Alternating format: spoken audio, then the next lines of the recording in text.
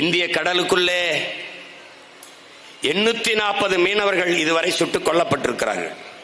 பல படகுகள் பறிமுதல் செய்யப்பட்டிருக்கிறது, பல வலைகள் கிரித்தெறியப்பட்டிருக்கிறது. மீனவர்கள் இன்றும் சிறைபிடிக்கப்பட்டு சிறையிலே கிடக்கிறார்கள். ஒரு கேள்விதான், இந்த கடலுக்குள் எனக்கு மீன் பிடிக்கிற உரிமை இருக்கிறதா இல்லையா?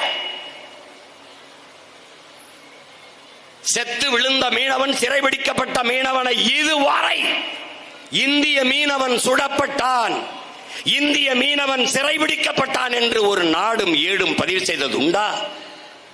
பிற மாநிலங்களின் சட்டசபையிலே அது இந்திய நாடாளுமன்றத்திற்குள்ளே விவாதம் நடத்தியது உண்டா? இந்திய மீனவன் என்ற ஒரு வார்த்தை பதிவு செய்யப்பட்டது உண்டா? இல்லை.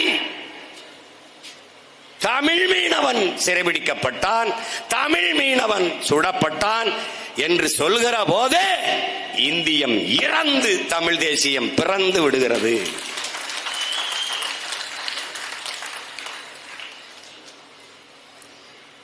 அதான கேள்வி. ஒன்றா இரண்டா சொல்லிக்கொண்டே போகலாம். என்ன உரிமை நமக்கு இருக்கிறது?